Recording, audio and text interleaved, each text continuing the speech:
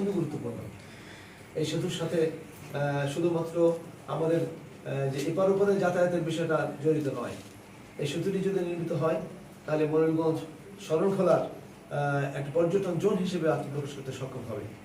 আর আর বাংলাদেশের দ্বিতীয় বৃহত্তম যে যে যে সমুদ্র বন্দর, যে সমুদ্র বন্দর যে অনেকটা প্রচ্ছদ অবস্থা রয়েছে, বরিশাল বিভাগ যদি আমাদের এই পোর্টকে ব্যবহার করতে চায় তাহলে এখন যেভাবে তারা যত দূর তাদের ঘুরে এখানে যেতে হয়, সেই মোংলা পোর্ট ব্যবহারের ক্ষেত্রে বরিশাল বিভাগের 100 কিলোমিটার পথ কমে যাবে ইনশাল্লাহ।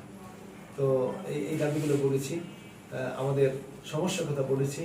আমাদের প্রতি বছর যে নদী পারাপারে আমাদের জনজীবনের ক্ষতি হয়, ট্রলারডুবি হয়ে আমাদের জীবনের এবং মানুষের জীবন মৃত্যুর সত্যি আমার সে দাঁড়ায়, এই কথাগুলো বলতে আমি পেরেছি।